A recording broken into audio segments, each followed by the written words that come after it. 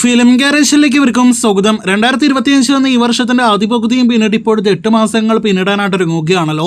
ഈ വർഷം മലയാള സിനിമയ്ക്ക് എത്രത്തോളം മികച്ചു നിൽക്കുന്നു എന്ന് ചോദിച്ചാൽ ലാലേട്ടൻ സിനിമകൾ ഇല്ലെങ്കിൽ ശോകപൂർണ്ണമായ ഒരു വർഷമായി ഈ 2025 എന്നാണ് നാം മനസ്സിലാക്കുന്നത്. കഴിഞ്ഞ വർഷം 2024 മലയാള സിനിമയുടെ ബോക്സ് ഓഫീസിന്റെ ഏറ്റവും മികച്ച വർഷമായിരുന്നല്ലോ. ഈ വർഷത്തിന്റെ ആദ്യ 4-5 മാസങ്ങൾ കഴിഞ്ഞ വർഷത്തെ വെല്ലും എന്നൊക്കെ തോന്നിപ്പിക്കുന്ന ലെവലിലായിരുന്നു തുടക്കമെങ്കിൽ മെയ് മാസം മുതലുള്ള കണക്ക് നോക്കുകയാണെങ്കിൽ ബോക്സ് ഓഫീസിൽ ഒരു 50 കോടി രൂപ പോലും തുടരുമെന്ന സിനിമയ്ക്ക് ശേഷം മലയാള സിനിമ കണ്ടിട്ടില്ല എന്ന ഞെട്ടിക്കുന്ന റിപ്പോർട്ടാണ് വന്നിരിക്കുന്നത്.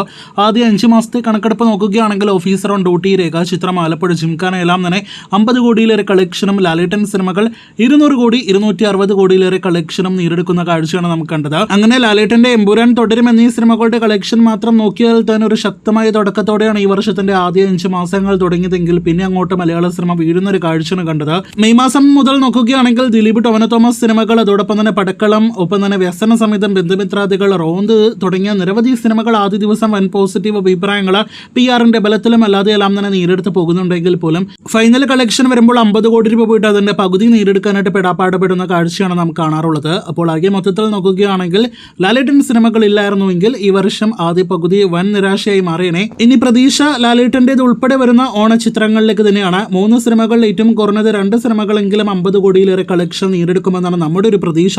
ആ പ്രതീക്ഷകൾക്ക് അപ്പുറം സിനിമകൾക്ക് ഓണക്കാലത്ത് ഉത്സവ സീസണിൽ പെർഫോം ചെയ്യാനായിട്ട് കഴിയട്ടെ എന്ന് നമുക്ക് ആശംസിക്കാം. നിങ്ങൾ പ്രേക്ഷകരുടെ ഈ വിഷയത്തിലുള്ള പ്രതീക്ഷകൾ എന്താണ്? കാത്തിരിക്കും അടുത്ത മാസങ്ങളിലെ സിനിമകൾക്കായിട്ട്, ബോക്സ് ഓഫീസ് റിപ്പോർട്ടുകൾക്കായിട്ട്.